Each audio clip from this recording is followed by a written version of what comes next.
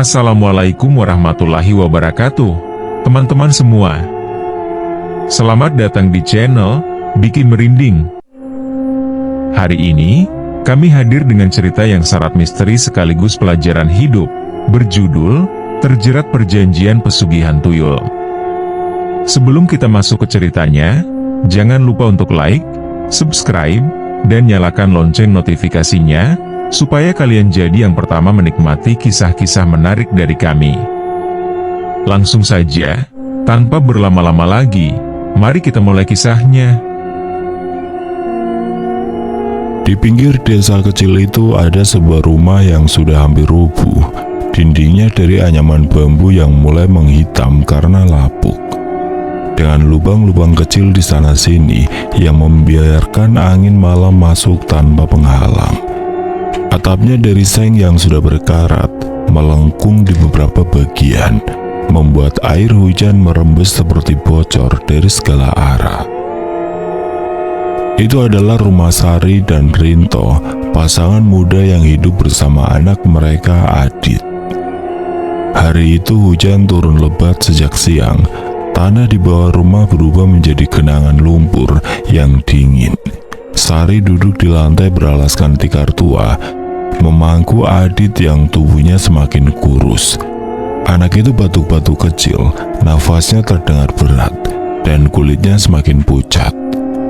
Tubuhnya terlalu hangat untuk ukuran normal. "Minum, nak," bisik Sari lembut sambil menyodorkan air putih dalam gelas plastik. Gelas itu sudah buram karena terlalu sering dipakai, tapi itu satu-satunya yang mereka punya. Adit menggeleng pelan. "Nggak mau, Bu, perut Adit sakit." Sari menarik nafas dalam, menahan air mata yang sudah lama mendesak keluar. Anak ini tidak pernah mengeluh soal sakitnya, tapi kini, bahkan nafas pun sepertinya jadi perjuangan. Rinto masuk dari pintu depan, bajunya basah kuyup karena hujan. Di tangannya tidak ada apa-apa, tidak ada makanan, tidak ada obat, bahkan seperti tidak ada harapan. "Gimana, Pak? Dapat kerjaan?" tanya Sari dengan suara penuh harap, meski ia tahu jawaban yang akan keluar. Rinto hanya duduk di sudut ruangan, menunduk. "Nggak ada. Orang-orang udah punya buruh tetap, sawah juga udah digarap orang lain." Mereka diam, hening, kecuali suara hujan yang terus mengguyur di luar. Adit batuk lagi, membuat Sari buru-buru membelai punggungnya, mencoba menenangkan. Mereka hanya bisa menghela nafas panjang dan berharap suatu keajaiban datang untuk mengubah nasib mereka. Pagi berikutnya setelah hujan reda, Sari memutuskan untuk mencoba keberuntungan di pasar. Ia menyiapkan gorengan seadanya dari sisa-sisa tepung dan pisang yang masih ada di dapur. 30 buah, itu saja yang ia mampu buat. Dengan menggendong Adit di punggungnya, Sari berjalan kaki menuju pasar yang berjarak hampir 2 kilometer. Jalan becek dan licin akibat hujan kemarin, tapi itu bukan sesuatu yang bisa menghalangi langkahnya. Pasar sudah ramai ketika Sari sampai. Bau anyir ikan bercampur dengan aroma rempah-rempah dan suara para pedagang yang menawarkan dagangan mereka. Sari duduk di sudut pasar, membuka keranjang kecil berisi gorengan, dan mulai menawarkan barang dagangannya. "Gorengan, Bu, masih hangat, pisang gorengnya manis," katanya pelan, mencoba menarik perhatian pembeli. Namun tidak ada yang mendekat. Beberapa orang justru melirik Sari dengan tatapan aneh, lalu pergi begitu saja. Sari mendengar bisikan-bisikan yang tidak berusaha disembunyikan. "Itu Sari kan, istrinya Rinto?" "Iya, kasihan banget ya. Tapi jangan beli dari dia, mereka itu keluarga pembawa sial." "Iya benar, lihat saja, hidup mereka seperti itu, pasti kena kutukan." Sari menunduk, mencoba mengabaikan semua itu, tapi hatinya sakit. Tangannya gemetar saat mengambil satu gorengan untuk Adit yang sedang duduk diam di pangkuannya. "Nak, makan ini dulu ya buat tenaga," katanya sambil menyodorkan gorengan itu. Adit menggeleng. "Nggak mau, Bu. Perut Adit sakit lagi." Mendengar keluhan Adit, Sari segera menuntaskan kegiatannya dengan cepat karena merasa kasihan dengan anaknya itu. Walaupun hanya terjual beberapa saja, ia tetap bersyukur. Sekiranya hal itu bisa digunakan untuk tambahan membeli beras yang sudah habis. Saat Sari pulang, Rinto sedang memperbaiki atap yang bocor. Tapi bahkan pekerjaannya terlihat sia-sia. Tidak ada bahan yang layak digunakan, hanya kardus basah dan tali plastik yang diikat seadanya. Malamnya setelah makan seadanya yang hanya nasi putih tanpa lauk, pintu rumah mereka digedor keras. Adit yang sudah berbaring di tikar terlonjak ketakutan, tubuh kecilnya gemeteran. "Rinto, buka pintunya, aku tahu kau di dalam." Suara pria keras terdengar dari luar. Rinto berdiri dengan wajah tegang, membuka pintu pelan.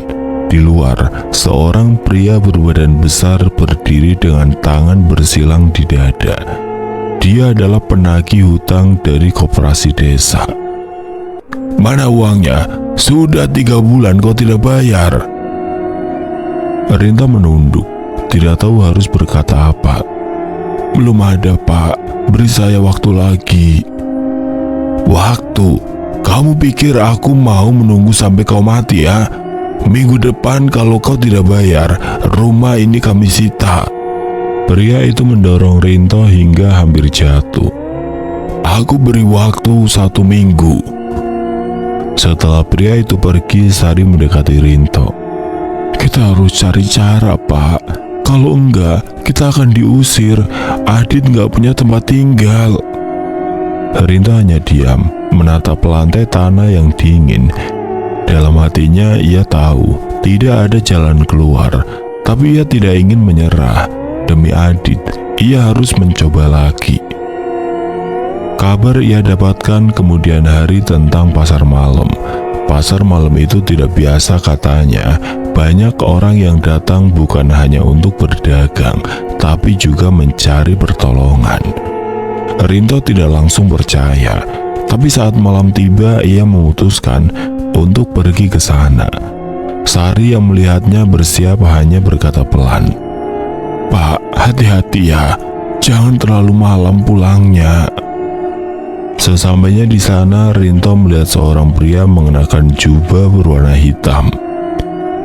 "Kau terlihat putus asa, Nak," kata pria itu ketika Rinto mendekat. "Apa kau sedang mencoba mencari jalan keluar untuk masalah yang kau hadapi? Aku punya sesuatu untukmu." Pria itu melanjutkan.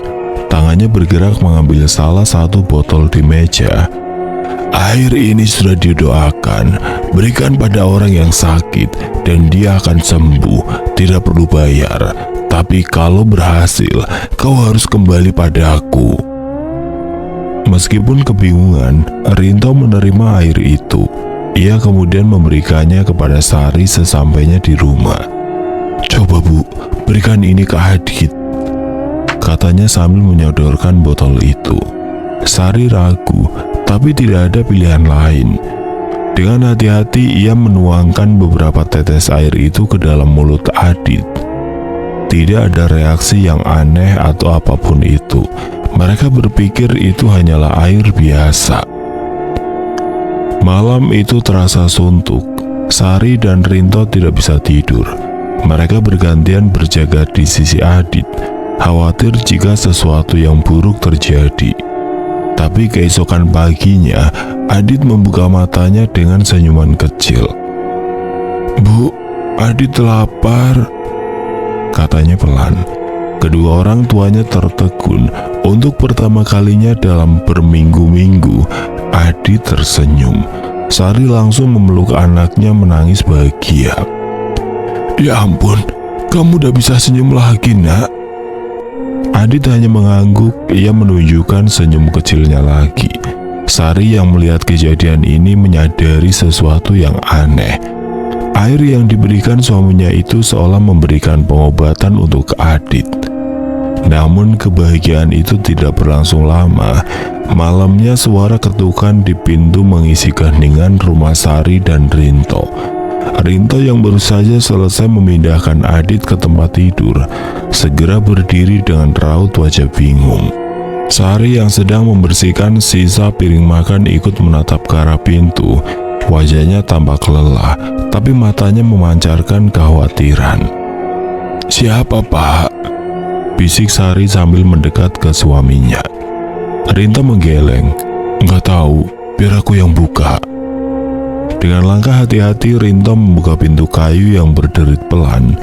Di depan pintu berdiri pria tua berjubah hitam. Wajahnya keriput, tapi matanya tajam. Tangannya memegang sebuah peti kecil yang warnanya mengkilap seperti baru dipernis. "Kita bertemu lagi, Nak," ucap pria itu dengan senyum tipis.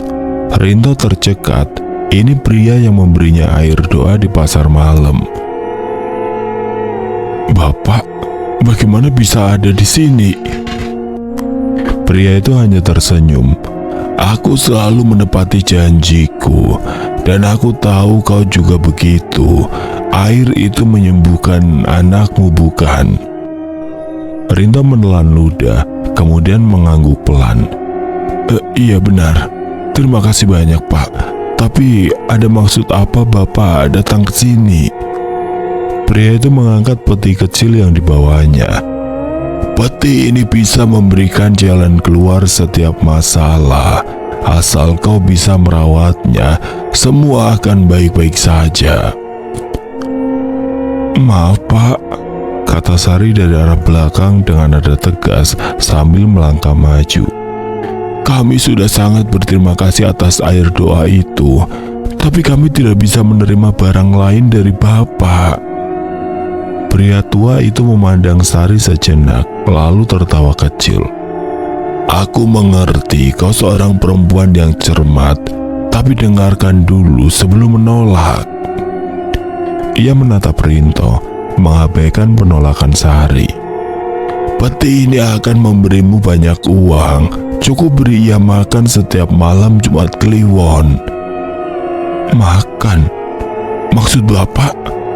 tanya Rinto bingung. "Setetes darah, itu saja, tidak banyak, hanya sebesar ujung jarum." Rinto menatap peti itu dengan penuh keraguan. Dia tahu ada sesuatu yang aneh di balik tawaran ini, tapi suara pria itu terdengar begitu meyakinkan. "Pak," suara Sari memecah lamunan Rinto. Ia menarik lengan suaminya, mencoba membawanya menjauh dari pria tua itu. "Kita nggak butuh itu, kita bisa cari cara lain." Pria tua itu kembali tertawa kecil. "Caramu yang lain sudah membuat anakmu hampir mati, bukan? Lihat saja dia sekarang. Kalau aku tidak memberimu air doa itu, apa yang akan terjadi?" Kata-katanya langsung menusuk hati Sari. Ia tahu pria ini benar, tapi tetap saja perasaan tidak enak terus menghantuinya. Tidak lama pria itu pergi membawa peti itu. "Pak, aku tahu situasi kita susah, tapi aku nggak mau ambil jalan pintas. Aku takut," kata Sari, suaranya nyaris bergetar. "Aku juga takut, Bu," jawab Rinto dengan nada rendah. "Tapi aku lebih takut kalau kita nggak bisa kasih makan Adit. Aku takut kehilangan dia. Peti itu mungkin ini jawaban dari doa-doa kita." Sari terdiam. Ia tidak bisa menjawab karena sebagian dari hatinya tahu Rinto benar. Mereka tidak punya siapa-siapa lagi, tidak punya cara lain. Kemudian ketukan di pintu terdengar lagi. Dengan segera ia membuka pintu yang sudah tertutup.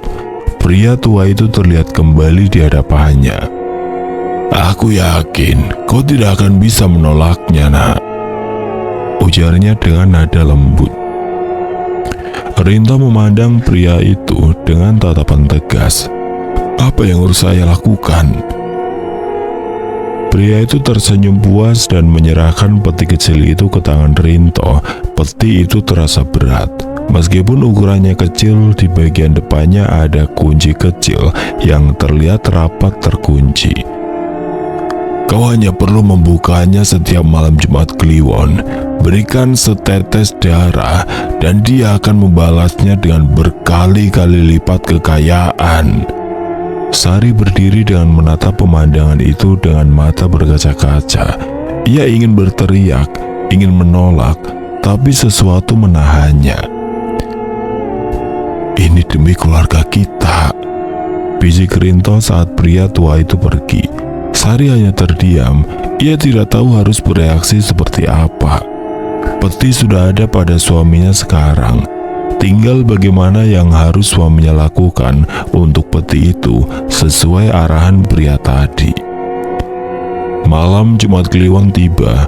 Rinto membawa peti kecil itu ke meja makan, sementara Sari duduk di sudut ruangan dengan wajah penuh ketakutan. "Bu, ini cuma setetes darah," kata Rinto sambil menusuk ujung jarinya dengan jarum kecil.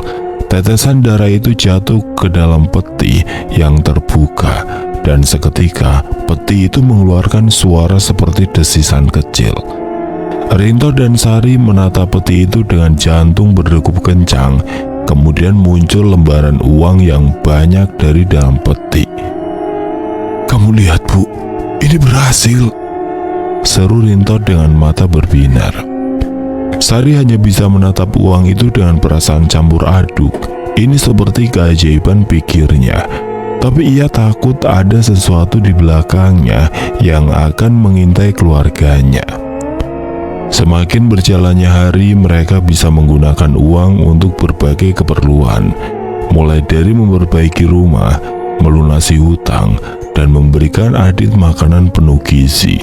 Namun Sari merasakan ada keanehan yang mulai menampakkan diri.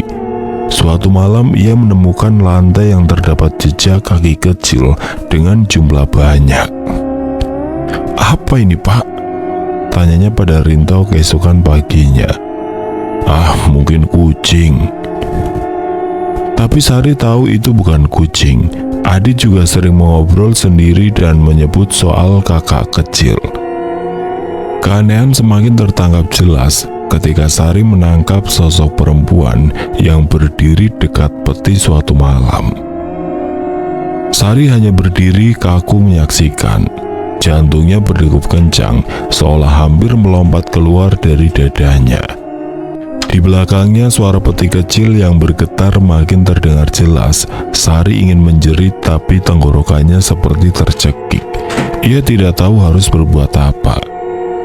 Perlahan perempuan tua itu mulai bergerak mendekat. Langkahnya pelan tapi pasti, seperti seekor kucing yang mengintai mangsanya. Sari mundur beberapa langkah, tangannya meraba dinding bambu di belakangnya. Ketika jarak mereka semakin dekat, tiba-tiba suara kecil memecah ketegangan.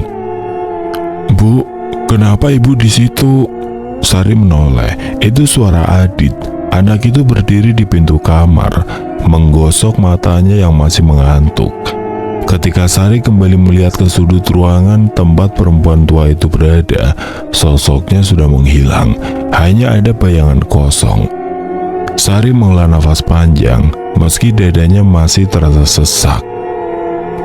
Enggak apa-apa, Nak. Adit kenapa? Kok bangun malam-malam?" "Adit haus, Bu," jawab Adit sambil menguap. Sari segera menggendong anak itu ke dapur untuk mengambilkan air. Ia tidak berani menoleh ke arah peti lagi, meskipun bayangan getaran peti itu terus menghantui pikirannya. Setelahnya, ia mengantar Adit untuk kembali tidur bersama dirinya. Keesokan paginya, Sari memutuskan untuk menceritakan apa yang ia lihat kepada Rinto. Saat itu Rinto sedang duduk di depan rumah, menghitung uang yang ia ambil dari peti semalam. "Pak, aku nggak tahu ini cuma mimpi atau apa, tapi semalam aku lihat kayak ada perempuan tua di sudut ruangan. Dia menatap sambil tersenyum, kata Sari pelan, berusaha tidak membuat Rinto panik. Rinto berhenti menghitung uang, menatap Sari dengan dahi berkerut.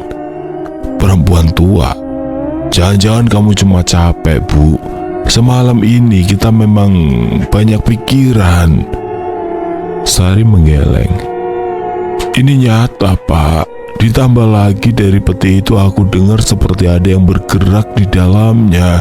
Aku takut ini lebih dari sekedar alat pemberi uang. Jangan-jangan peti itu ada penghuninya. Rinto menarik nafas panjang. Ia tidak ingin mendengar hal-hal seperti itu. Baginya, peti itu adalah jawaban dari segala doa-doanya. Jika ada harga yang harus dibayar, ia siap menanggungnya. Sudah, Bu, jangan terlalu dipikirkan. Peti itu aman, asal kita mengikuti aturannya. Namun hari itu gangguan semakin jelas. Ketika Sari sedang mencuci piring di dapur, ia mendengar suara langkah kecil di belakangnya.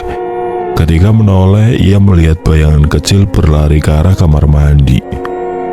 Adit, jangan main di sana. Tapi ketika ia masuk ke kamar, Adit sedang duduk diam di atas kasur. Anak itu menatap Sari dengan wajah bingung. Adit nggak main, Bu. Dari tadi Adit di sini. Sari kebingungan setengah mati. Apa yang sebenarnya terjadi? Malamnya saat Sari sedang menidurkan Adit, anak itu tiba-tiba berkata sesuatu yang membuat darahnya membeku. Bu, tadi kakak main sama Adit lagi. Dia bilang dia senang di rumah ini. Sari menatap wajah anaknya dengan rasa takut bercampur bingung. Kakak? Kakak siapa, Nak? Kakak kecil yang suka main sama Adit. Dia sering ke kamar Adit kalau malam. Katanya dia tinggal di peti ayah. Jantung Sari berdegup lebih kencang. Selama ini Adit tidak pernah menyebut soal peti itu. Tapi sekarang anaknya berbicara tentang kakak kecil yang tinggal di dalamnya. Adit gak boleh main sama kakak lagi ya. Kalau dia datang, bilang ke ibu, jangan diam saja, kata Sari sambil berusaha menenangkan dirinya sendiri. Iya, Bu, jawab Adit pelan sebelum akhirnya tertidur. Dengan adanya uang yang terus muncul dari peti, kehidupan keluarga mereka terlihat semakin membaik. Uang itu cukup untuk melunasi hutang, membeli makanan yang layak, bahkan memperbaiki beberapa bagian rumah yang rusak. Namun kabar tentang uang yang hilang di desa semakin meluas. Banyak warga yang mengeluh bahwa uang mereka lenyap tanpa jejak. Aneh sekali, semalam aku simpan uang di dalam lemari, pagi-pagi sudah hilang, kata seorang tetangga di warung. Iya, aku juga, padahal rumah sudah kukunci rapat. Sari yang kebetulan sedang membeli beras di warung itu merasa wajahnya memanas. Ia tahu ini bukan kebetulan, tuyul dalam peti itu pasti yang mengambil uang-uang mereka. Ketika ia sampai di rumah, Sari langsung menghampiri Rinto. Pak, ini sudah kelewatan. Aku dengar di warung tadi, uang tetangga kita banyak yang hilang. Ini pasti ulah peti itu. Kalau iya memang kenapa? Jawab Rinto sambil mengangkat bahu. Bukannya kita butuh uang itu. Kalau bukan mereka, kita mau dapat dari mana? Kamu tega, Pak. Kamu tega ambil dari orang-orang yang juga kesusahan. Rinto terdiam, tapi matanya menunjukkan bahwa ia tidak peduli. Baginya yang terpenting adalah keluarganya bisa hidup lebih baik. Sari yang tidak didengarkan oleh Rinto kemudian beranjak ke kamar. Isakan tangis tidak bisa ia sembunyikan. Bagaimanapun ia merasa bersalah untuk hal yang sebenarnya tidaklah ia perbuat atas tangannya sendiri. Tapi Rinto tampaknya sudah terlalu menganggap peti itu segalanya hingga mengabaikan segala hal termasuk Sari. Malam Jumat Kliwon berikutnya, pria tua berjubah hitam datang lagi ke rumah mereka. Kali ini, senyumnya terlihat lebih lebar, hampir seperti menyeringai. "Kau sudah mulai menikmati hasilnya, bukan?" katanya kepada Rinto sambil melirik peti di sudut ruangan. "Iya, Pak. Tapi apakah ada yang harus saya lakukan lebih?" tanya Rinto, mencoba memastikan bahwa ia tidak melanggar aturan. Pria tua itu tertawa kecil. "Kau sudah melakukan semuanya dengan baik. Tapi ingat, peti itu harus selalu diberi makan. Kalau tidak, penghuni di dalamnya akan kelaparan. Kau tidak mau melihat apa yang terjadi kalau mereka lapar, bukan?" Sari yang mendengar percakapan itu hanya bisa mengepalkan tangannya di balik pintu. Ia tidak berani keluar, tapi hatinya penuh dengan ketakutan. Ketika pria tua itu pergi, akhirnya Sari memberanikan diri untuk berbicara lagi dengan Rinto. "Pak, aku mohon, hentikan ini sebelum terlambat. Aku merasa peti itu membawa sesuatu yang buruk." "Gak ada yang buruk, Bu. Kamu lihat sendiri, hidup kita jauh lebih baik sekarang," jawab Rinto sambil membuka peti itu untuk melihat uang yang muncul di dalamnya. Sari hanya bisa menahan air mata. Ia merasa kehilangan suaminya yang dulu adalah orang sederhana dan penuh kasih. Kini ia berubah menjadi seseorang yang hanya peduli pada uang. Kemudian ia menuju ke kamar karena merasa percuma untuk memberitahu Rinto. Ia memejamkan mata untuk tidur, setidaknya bisa memberikan ketenangan sementara. Namun di tengah tidurnya, Sari terbangun karena suara langkah kaki kecil. Kali ini, ia tidak hanya mendengar, tapi juga melihat bayangan kecil berlari ke arah peti. Dengan tangan gemetar, Sari mendekati peti itu. Ia bisa merasakan getaran pelan dari dalamnya, seperti ada sesuatu yang hidup di dalam sana. Ketika ia berdiri tepat di depan peti, suara berbisik terdengar dari belakangnya. "Jangan terlalu dekat." Sari berbalik, tapi tidak ada siapapun di sana, hanya bayangan gelap di sudut ruangan. Karena ketakutan, ia kembali ke kamar untuk tidur dengan keadaan takut. Ketika pagi tiba, Sari merasa tubuhnya lemah dan kepalanya berat. Ia memutuskan untuk mengajak Rinto bicara lagi, tapi kali ini suaminya lebih keras. "Kalau kamu gak mau bantu, setidaknya jangan ganggu, Bu," bentak Rinto. Sari merasa hatinya hancur.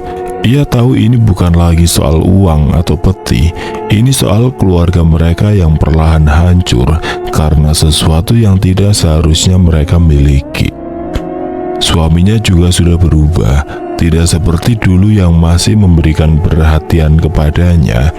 Ia merasa semuanya terjadi begitu cepat tanpa ia mempersiapkannya sebelumnya.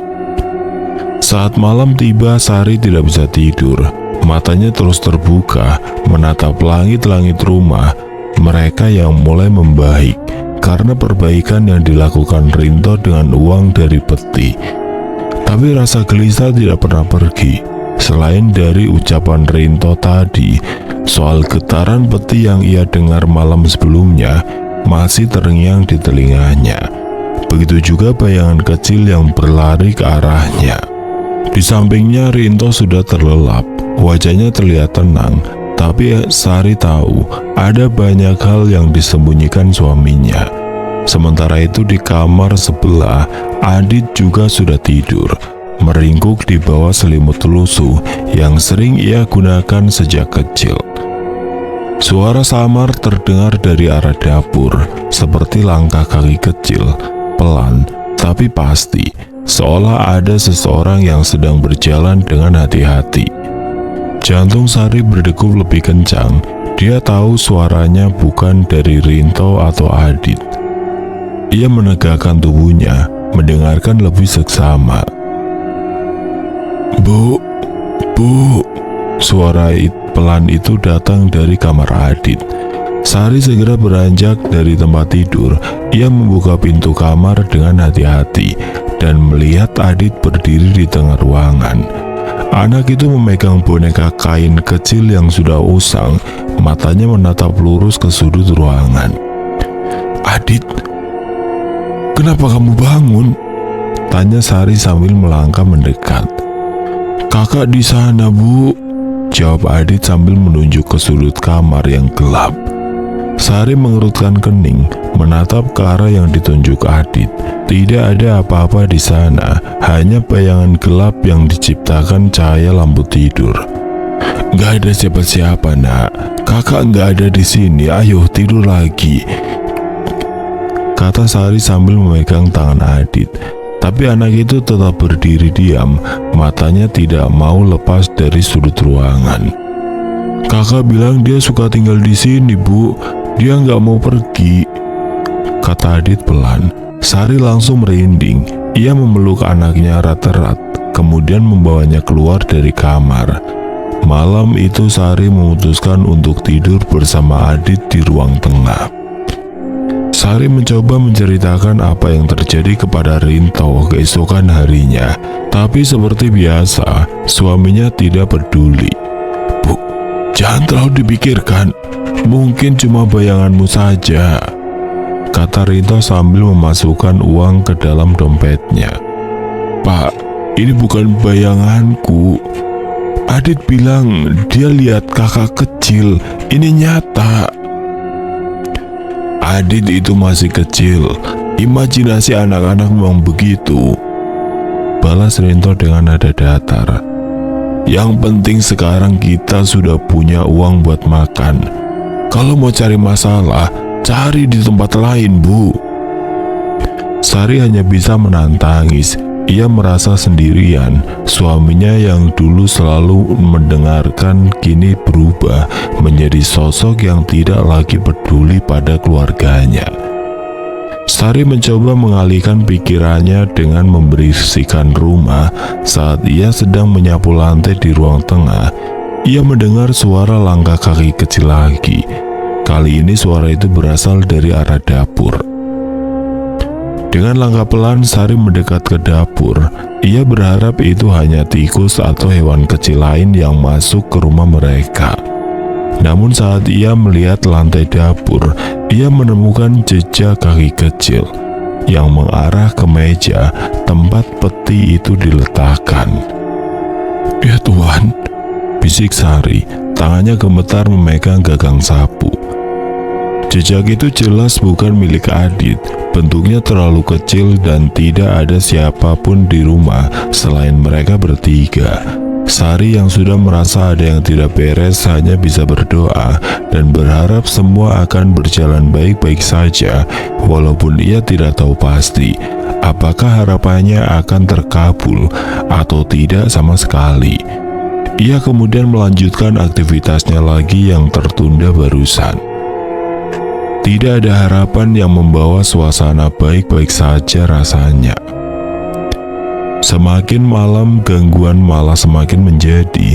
Ketika Sari sedang menidurkan Adit, ia mendengar suara berbisik dari arah peti. Suara itu terdengar seperti suara anak kecil, tapi kata-katanya tidak jelas. "Bu, itu kakak lagi ya?" tanya Adit sambil memandang ke arah peti di ruang tengah. Sari hanya memeluk Adit lebih erat. Ia tidak tahu harus menjawab apa. Di sisi lain, Rinto terlihat semakin tenggelam dalam obsesinya dengan peti. Setiap malam Jumat Kliwon, ia dengan senang hati memberikan setetes darah ke dalam peti. Baginya ini hanyalah sebuah ritual kecil yang sebanding dengan kekayaan yang ia dapatkan. Di desa, kabar tentang uang yang hilang mulai menyebar luas. Banyak warga yang kehilangan uang secara misterius, bahkan di dalam rumah yang terkunci rapat.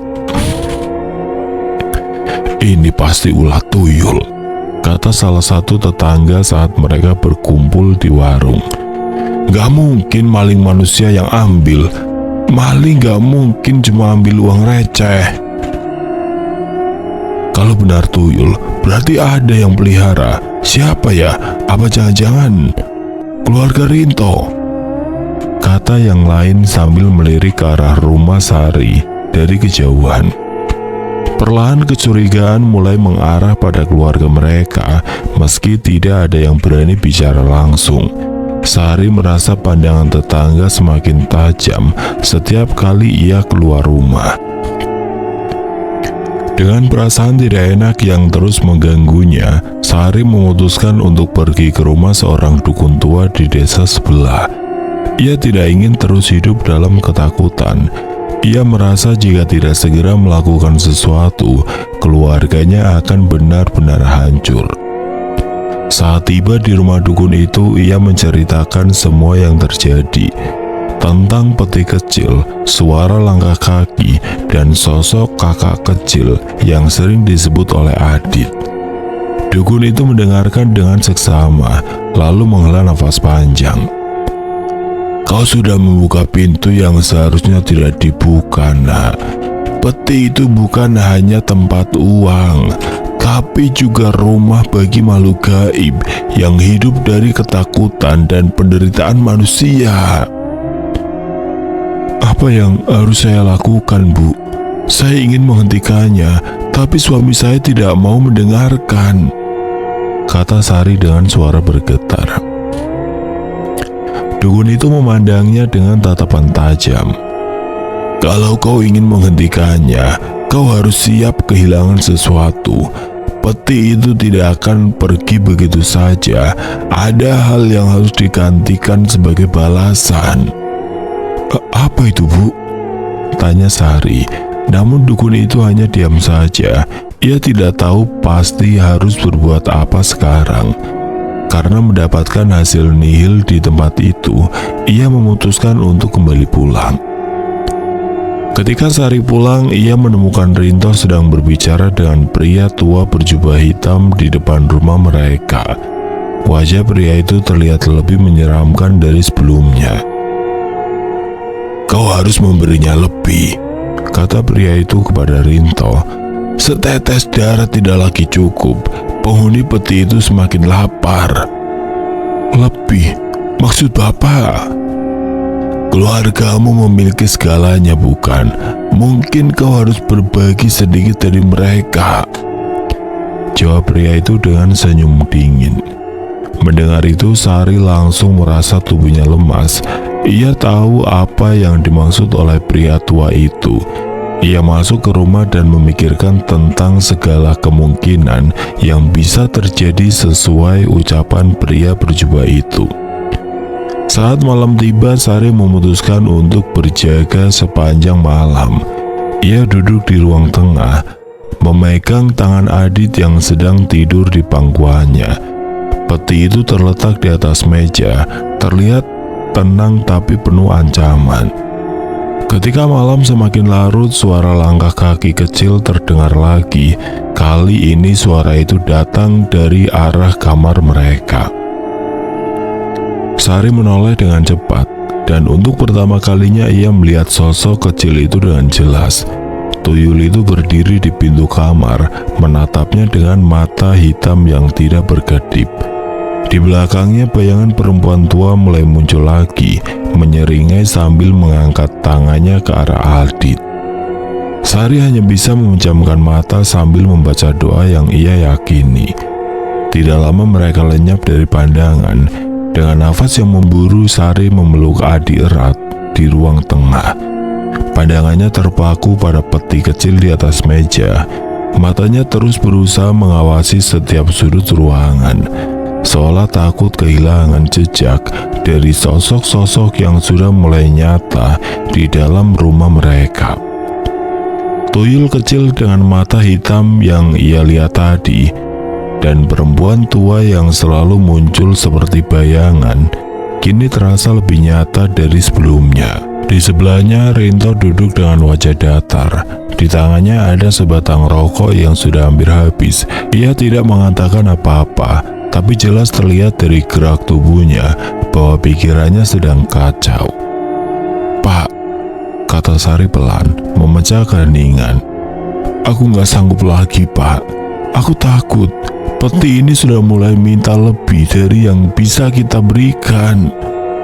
Rinto mendesah panjang, lalu meletakkan rokoknya di atas asbak kaleng. Sudah kubilang, Bu, kamu terlalu memikirkan hal yang gak perlu. Semua ini cuma sementara. Kalau kita sabar, semua ini akan baik-baik saja. Tapi lihat, Pak, Adit mulai sering bicara soal kakak kecil. Bayangan itu muncul di mana-mana. Aku dengar langkah kaki di dapur, di kamar. Semua ini gak masuk akal. Aku tahu kamu takut, tapi kita gak bisa berhenti sekarang, Bu. Peti ini sudah terlalu dalam di hidup kita, jawab Rinto dengan nada datar. Sari hanya bisa menghela nafas ketika mengetahui bagaimana suaminya yang bertingkah semakin aneh dan lebih memilih peti itu daripada keselamatan Sari dan anaknya. Malam itu saat Sari akhirnya berhasil memejamkan mata, suara tawa kecil membuatnya terbangun. Tawa itu terdengar seperti suara anak kecil, tapi ada sesuatu yang menyeramkan di balik nada cerianya. Ia membuka mata perlahan dan melihat Adit sedang berdiri di depan peti. Anak itu seperti sedang berbicara dengan seseorang meskipun tidak ada siapa-siapa di sana. "Adit, kamu sedang apa?" tanya Sari dengan suara bergetar. Adit menoleh, wajahnya tampak polos. "Kakak bilang dia lapar, Bu. Dia mau makan lagi." Sari langsung bangkit dan menarik Adit dari meja itu. Ia memeluk anaknya erat, sementara pandangannya tertuju pada peti yang terlihat tenang, tapi terasa seperti sedang mengintai. Di saat yang sama, Rinto masuk ke ruang tengah dengan wajah kesal. "Apalagi ini? Kenapa kamu bangunkan Adit tengah malam?" "Pak, aku gak bisa terus begini. Kita harus hentikan semua ini. Kalau enggak, aku gak tahu apa yang akan terjadi sama Adit." "Cukup, Bu. Kamu pikir aku senang hidup seperti ini? Peti ini satu-satunya cara kita bisa bertahan."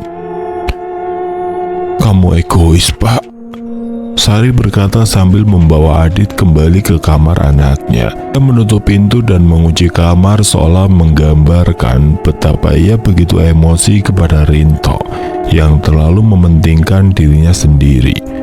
Sementara Rinto terduduk lemas di ruang tengah, tangannya memegang pelipis untuk meredakan stres di kepalanya.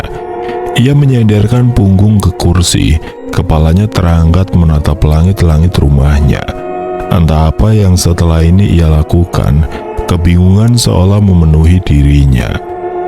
Di kesempatan berikutnya, pria tua berjubah hitam itu datang lagi.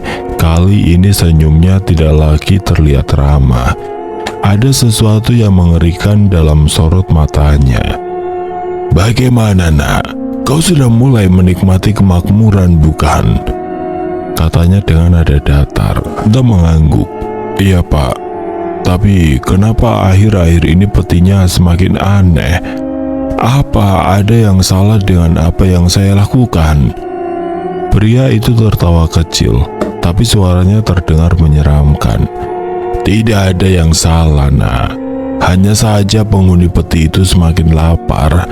Darah dari jarimu tidak lagi cukup." Rinto terdiam. Ia menoleh ke arah Sari yang berdiri di belakangnya dengan wajah pucat. "Maksud Bapak, mereka mau apa lagi?" "Penghuni peti membutuhkan darah yang lebih segar. Bukan hanya setetes, tapi cukup untuk memuaskan mereka. Kalau tidak, mereka akan mencari sendiri apa yang mereka inginkan." Kata-kata itu seperti bom yang meledak di tengah keheningan rumah mereka. Sari langsung mendekati Rinto, memegang lengannya erat. "Pak, tolong jangan dengarkan dia. Kita harus hentikan ini sekarang juga." "Kalau kau hentikan sekarang, maka peti itu akan mengambil segalanya darimu. Kau sudah terlalu jauh, Rinto. Kau tidak bisa mundur." Rinto merasa terjebak. Di satu sisi ia tahu bahwa apa yang dikatakan pria tua itu benar, tapi di sisi lain ia tidak sanggup kehilangan keluarganya. Setelah pria tua itu pergi, Rinto duduk sendirian di ruang tengah. Matanya terus tertuju pada peti yang terletak di atas meja. Ia tahu jika ia tidak memenuhi tuntutan peti itu, maka mereka akan menghadapi sesuatu yang jauh lebih buruk. Ketika Sari sedang menidurkan Adit, Rinto mendekati peti itu. Ia membuka kunci kecil di depannya, dan untuk pertama kalinya ia melihat apa yang ada di dalamnya. Peti itu kosong, tapi ada sesuatu yang bergerak di dalamnya, sesuatu yang tidak terlihat, tapi kehadirannya terasa begitu nyata. "Kau mau darah, bukan?" bisik Rinto sambil menatap peti itu.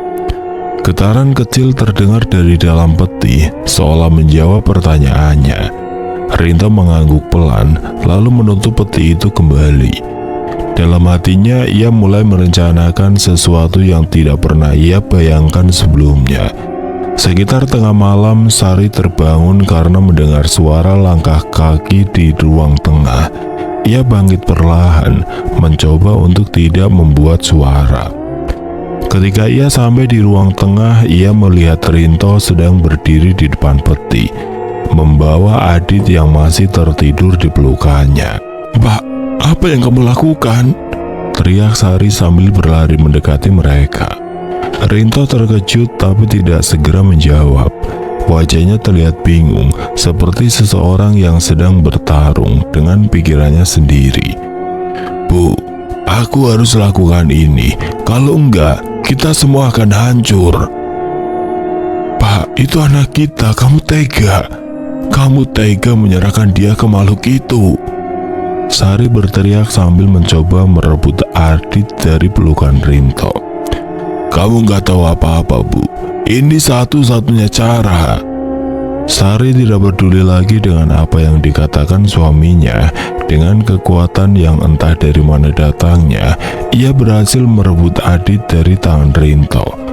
Ia memeluk anaknya erat-erat, sementara air matanya mengalir deras. Rinto berdiri kaku, tangannya gemetar. Ia tahu ia telah melangkah terlalu jauh, tapi ia tidak tahu bagaimana caranya kembali. Setelah kejadian itu, Sari memutuskan untuk tidak tidur. Ia duduk di sudut ruangan, memegang tangan Adit yang masih tertidur. Di depan mereka, peti kecil itu berdiri diam, tapi aura gelapnya terasa semakin kuat. Sementara itu, Rinto hanya duduk di pojok lain ruangan, menatap peti itu dengan pandangan kosong. Dalam pikirannya, ia terus bertanya-tanya, apakah semua ini benar-benar sebanding dengan apa yang telah mereka dapatkan. Ketika malam semakin larut, suara langkah kaki kecil mulai terdengar lagi. Tapi kali ini suara itu tidak datang dari satu arah. Suara itu datang dari segala penjuru, seolah ada banyak makhluk kecil yang sedang berjalan di dalam rumah mereka. Sari memeluk Adit lebih erat, sementara Rinto hanya bisa menatap dengan wajah penuh ketakutan. Di sudut ruangan, bayangan perempuan tua itu mulai muncul lagi. Kali ini dengan senyum yang jauh lebih menyeramkan. Kemudian terdengar suara langkah kaki kecil terdengar dari segala penjuru rumah. Bayangan-bayangan bergerak di sudut-sudut gelap, dan aura dingin menyeruak ke setiap celah. Adit yang terlelap di pangkuannya mulai menggeliat tidak nyaman, seolah merasakan sesuatu yang mengintai dari kegelapan. Di seberang ruangan, Rinto duduk membeku. Matanya terus tertuju pada peti kecil di atas meja, seolah-olah benda itu memanggilnya. Wajahnya yang biasanya keras kini terlihat terlelah dan penuh penyesalan. Sari menatap suaminya dengan marah, tetapi air mata membendung di sudut matanya. "Kamu lihat, Pak, ini semua karena peti itu. Kita nggak punya lagi kendali atas rumah ini. Kamu mau anak kita jadi korban?" Rinto tidak menjawab. Ia hanya menunduk, seolah mencoba melarikan diri dari kenyataan. Tapi Sari tidak bisa menunggu lebih lama. Ia tahu jika ia tidak mengambil tindakan, keluarganya akan hancur malam ini. Suara langkah kaki semakin keras. Kali ini mereka tidak lagi terdengar seperti anak kecil yang bermain-main. Suaranya kasar dan menyerupai derap kaki makhluk yang berjalan dengan cakar. Sari memejamkan mata, berharap ini hanya mimpi buruk. Namun ketika ia membuka mata, ia melihat mereka.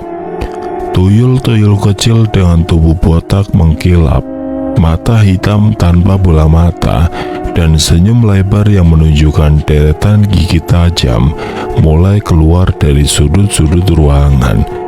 Mereka berjalan mendekati peti di atas meja, tetapi mata mereka sesekali melirik ke arah Sari dan Adit. Salah satu tuyul mengeluarkan suara tawa kecil yang membuat bulu kuduk Sari berdiri. "Kakak lapar, Bu," bisik Adit tiba-tiba dalam tidurnya. Sari mengguncang tubuh anaknya mencoba membangunkannya. "Adit, bangun nak, bangun." Tapi Adit tetap tertidur. Wajahnya terlihat damai meski suasana di sekitar mereka begitu mencekam. Sari mendekap anaknya lebih erat. Tubuhnya gemetar. "Pak, tolong, lakukan sesuatu," serunya kepada Rinto yang masih duduk membeku di sudut ruangan. Rinto akhirnya berdiri, tetapi langkahnya terasa berat. Ia menatap Sari dan Adit dengan mata yang basah. "Aku nggak punya pilihan, Bu. Kalau enggak, mereka akan mengambil semuanya dari kita." Sari tidak percaya dengan apa yang ia dengar. "Apa maksudmu, Pak? Jangan bilang kamu mau menyerahkan Adit." Rinto tidak menjawab, tetapi langkahnya semakin dekat ke arah mereka. Tangannya gemetar, tetapi ia terlihat memaksakan dirinya untuk tetap maju. Sari berdiri, memegang Adit erat-erat. "Pak, jangan, aku mohon. Ini anak kita. Kamu mau mengorbankan dia buat makhluk-makhluk itu?" "Aku nggak mau kehilangan kalian, Bu. Tapi kalau kita nggak kasih mereka apa yang mereka mau, kita semua akan mati," kata Rinto dengan suara yang hampir tidak terdengar. Sari tidak mau mendengar lagi. Dengan tenaga yang entah dari mana datangnya, ia berlari ke arah pintu, mencoba keluar dari rumah itu bersama Adit. Namun sebelum ia bisa mencapai pintu, salah satu tuyul melompat ke depannya, menghalangi jalan. Sari panik, tetapi ia tidak berhenti. Ia melempar apa saja yang bisa ia raih ke arah tuyul itu. Mulai dari kursi, kayu kecil, buku, bahkan bantal. Tuyul itu hanya tertawa tetapi akhirnya mundur beberapa langkah. Sari memanfaatkan kesempatan itu untuk berlari ke arah dapur. Ia tahu tidak ada jalan keluar dari sana, tetapi ia butuh sesuatu untuk melawan. Pandangannya langsung tertuju pada pisau dapur yang tergeletak di atas meja. Dengan tangan gemetar ia meraih pisau itu dan kembali ke ruang tengah. Tuyul-tuyul masih berdiri di sekitar peti, tetapi mata mereka kini tertuju pada Sari. "Ayo, kalian gak bisa ambil anakku," teriak Sari sambil mengangkat pisau. Salah satu tuyul mendekat dengan gerakan cepat, tetapi Sari tidak mundur. Ia mengayunkan pisaunya ke arah makhluk itu, dan suara melengking terdengar ketika ujung pisau mengenai tubuh tuyul tersebut. Tuyul itu mundur dengan wajah kesakitan, tetapi yang lain hanya tertawa, seolah menikmati perlawanan itu. Ketika Sari sedang sibuk melawan tuyul-tuyul itu, suara lain mulai terdengar. Suara tawa perempuan tua, dingin, dan mengerikan memenuhi ruangan. "Berhenti, nak," kata suara itu. "Kau pikir kau bisa melawan mereka? Kau sudah terlalu dalam. Tidak ada jalan keluar untukmu." Sari menoleh dan melihat perempuan tua itu muncul di sudut ruangan. Kali ini sosoknya lebih jelas. Rambutnya panjang menjuntai ke lantai. Matanya berkilauan seperti berlian hitam, dan senyumnya penuh dengan amarah. "Kau pikir kau bisa menyelamatkan anakmu?" Perempuan tua itu melangkah maju. "Anak itu sudah menjadi bagian dari kami. Kau hanya memperlambat yang tidak terhindarkan." Sari merasa tubuhnya lemas, tapi ia tahu ia tidak bisa menyerah. Ia berdiri di depan Adit, menghalangi perempuan tua itu dengan tubuhnya sendiri. "Kalau kau mau dia, kau harus melewatin aku dulu," teriak Sari dengan suara gemetar. Di saat yang sama, Rinto akhirnya bergerak. Ia berjalan ke arah peti, mengambilnya dan tangan gemetar. Aku akan mengakhirinya." Perempuan tua itu tertawa. "Kau tidak bisa mengakhirinya. Peti itu adalah bagian dari hidupmu sekarang." "Tapi aku bisa menghancurkannya," Rinto berteriak sambil mengangkat peti itu tinggi-tinggi. Ia berlari ke arah dapur dan dengan sekuat tenaga, ia melempar peti itu ke lantai hingga pecah berkeping-keping. Suara melengking terdengar dari dalam peti, diikuti oleh getaran hebat yang mengguncang rumah. Tuyul-tuyul itu berteriak kesakitan, sementara perempuan tua itu menjerit marah. "Kau tidak bisa kabur dari ini. Kau akan menerima akibatnya," teriak perempuan tua itu sebelum lenyap bersama tuyul-tuyulnya. Ketika semuanya tenang, Rinto jatuh terduduk di lantai. Tubuhnya lemah, tetapi wajahnya menunjukkan rasa lega. "Kita berhasil, Bu," katanya pelan. Namun sebelum Sari bisa menjawab, tubuh Rinto mulai gemetar. Ia batuk-batuk dengan suara keras dan darah mengalir dari tubuhnya. "Pak, apa yang terjadi?" Sari berlari mendekatinya, tetapi Rinto hanya tersenyum lemah. Aku minta maaf," katanya sebelum tubuhnya jatuh ke lantai dan tidak bergerak lagi. Sari menangis histeris, memeluk tubuh suaminya yang sudah tidak bernyawa. Ia tidak tahu jika suaminya akan melangkah sejauh ini dengan memberikan nyawanya pada makhluk itu. Kini seluruh ruangan penuh dengan isak tangisnya dan diiringi lengkingan suara tertawa dari makhluk tadi. Malam itu rumah mereka hening. Peti kecil itu telah hancur. Tuyul dan perempuan tua itu sudah lenyap. Sari memeluk Adit yang masih tertidur. Air matanya tidak berhenti mengalir. Dan seketika ia tergeletak begitu saja di lantai. Matahari pagi akhirnya muncul di bawah awan kelabu. Tapi rumah Sari terasa lebih sunyi dari sebelumnya. Bau anyir darah Rinto masih menguar di ruang tengah. Meskipun Sari sudah membersihkan bekasnya berkali-kali dengan kain basah. Tubuh Rinto terbaring diam di sudut ruangan, ditutupi kain putih yang diambil dari lemari. Adit masih tertidur di kamar, tidak tahu bahwa hidupnya baru saja berubah selamanya. Sari duduk di lantai memeluk lututnya sambil menatap peti kecil yang kini hancur berkeping-keping di depan meja. Di sekitar pecahan peti itu ada serpian-serpian kecil yang tampak seperti sisik hitam. Mata Sari terus memandanginya, meskipun ia tidak tahu apa sebenarnya benda-benda itu. "Pak," bisiknya pelan tapi tidak ada yang menjawab. Siang itu Sari meminta bantuan seorang tetangga untuk mengurus jenazah Rinto, tapi karena mereka sudah lama dijauhi oleh warga desa, tidak ada yang datang membantu selain Pak Hasan, seorang lelaki tua yang tinggal tidak jauh dari rumah mereka. Pak Hasan menatap jenazah Rinto dengan wajah prihatin, tapi ia tidak banyak bertanya. "Aku akan memanggil orang untuk menggali makam di belakang rumahmu. Sar, jangan khawatir, kamu tidak sendiri." Sari hanya mengangguk, matanya masih basah oleh air mata. Ia tidak tahu bagaimana harus menjelaskan semuanya. Ia bahkan tidak yakin apakah Pak Hasan akan percaya jika ia menceritakan apa yang terjadi. Pemakaman Rinto berlangsung singkat dan sunyi. Tidak ada doa panjang, tidak ada keramaian. Hanya Pak Hasan dan dua orang tetangga lain yang menggali lubang untuk menurunkan jenazah Rinto ke dalamnya. Ketika tanah terakhir ditimbun di atas makam, Sari berdiri mematung, menatap gundukan tanah itu dengan mata kosong. "Terima kasih, Pak," katanya kepada Pak Hasan. Pak Hasan menepuk bahunya pelan. "Kamu harus kuat, Sar, demi anakmu." Sari mengangguk pelan meskipun dalam hatinya ia tidak yakin apakah ia cukup kuat untuk menjalani hari-hari berikutnya tanpa Rinto. Hari-hari setelah pemakaman terasa berat.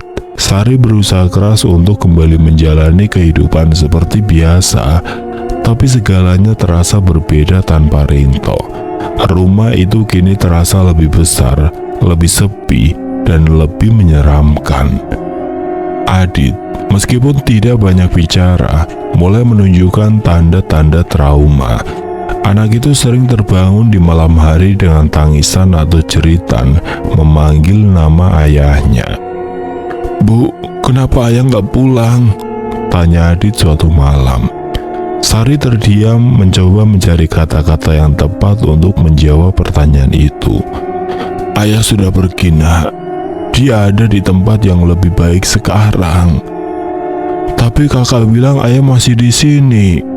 Suara Adit terdengar kecil, hampir seperti bisikan. Sari merasa bulu kuduknya berdiri. "Kakak siapa, Nak?" "Kakak kecil. Dia bilang dia suka di rumah ini. Dia suka main sama Adit." Sari langsung memeluk anaknya erat-erat. Meskipun ia tahu pelukan itu tidak akan cukup untuk melindungi mereka. Meskipun peti itu sudah hancur, Sari merasa bahwa sesuatu masih mengintai mereka. Di malam-malam yang sepi, ia sering mendengar suara langkah kaki kecil di lantai dapur. Meskipun ia tahu tidak ada siapa-siapa di sana. Ia juga menemukan coretan di dinding kamar Adit. Coretan itu terlihat seperti tulisan tangan anak kecil, tetapi kata-katanya tidak jelas. Beberapa huruf terlihat seperti angka, beberapa lainnya seperti simbol aneh yang tidak pernah ia lihat sebelumnya. "Adit, kamu yang nulis ini?" tanya Sari sambil menunjuk dinding. Adit menggeleng pelan. "Bukan Adit, Bu. Kakak yang nulis."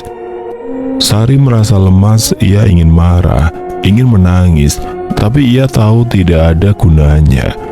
Satu-satunya yang bisa ia lakukan adalah membersihkan coretan itu dan berdoa agar semuanya berakhir. Dalam keputusasaan, Sari memutuskan untuk kembali mengunjungi Pak Hasan. Lelaki tua itu dikenal sebagai orang yang bijaksana, dan meskipun ia tidak memahami sepenuhnya apa yang terjadi, Sari merasa bahwa ia bisa dipercaya. Sari banyak mengobrol dengan Pak Hasan dan menerima semua masukan dari Pak Hasan, terutama soal dirinya yang tidak boleh takut ketika dihadapkan oleh makhluk seperti itu. Pak Hasan berpesan agar Sari bisa menunjukkan jika manusia lebih sempurna dari mereka. Sari mengangguk mendengar semuanya, kemudian ia beranjak pamit dari tempat itu. Dan ketika malam tiba, Sari memutuskan untuk berjaga sepanjang malam. Ia duduk di ruang tengah dengan pisau dapur di tangannya. Meskipun ia tahu senjata itu mungkin tidak akan banyak membantu. Ketika jam menunjukkan tengah malam, suara langkah kaki kecil kembali terdengar. Tapi kali ini suaranya lebih keras, lebih jelas. Sari berdiri dengan tubuh gemetar, mencoba mencari sumber suara itu. Di sudut ruangan, bayangan kecil mulai muncul. Tuyul itu berdiri di sana, menatap Sari dengan senyum lebar yang menyeramkan. "Kau sudah kalah, Nak." Suara perempuan tua terdengar dari arah dapur. Sosoknya muncul perlahan, rambut panjangnya menjuntai hingga menyentuh lantai. "Kau pikir kau bisa mengusir kami hanya dengan menghancurkan peti? Kau salah besar." Sari merasa tubuhnya membeku, tapi ia tidak mau menyerah. Dengan langkah gemetar ia berdiri di depan Adit yang sedang tidur di kasur kecil di ruang tengah. Kamu gak bisa ambil anakku. Kamu sudah mengambil suamiku, tapi kamu gak bisa ambil dia. Perempuan tua itu tertawa dingin. Kami sudah ada di sini. Kau tidak akan pernah bisa lepas dari kami. Dengan tangan gemetar, Sari mengangkat pisau dapur dan mengayunkannya ke arah tuyul yang mendekat. Tuyul itu melompat mundur, tetapi perempuan tua itu terus maju. Kami akan mengambil yang kami mau, Sari, dan kau tidak bisa menghentikan kami. Ketika perempuan tua itu hendak menyentuh Adit, sebuah suara keras terdengar dari luar rumah. Suara itu seperti gong yang dipukul berkali-kali, menggema ke seluruh penjuru rumah. Sari menoleh ke arah pintu dan ia melihat Pak Hasan berdiri di sana, memegang tongkat kayu dengan ukiran aneh di ujungnya.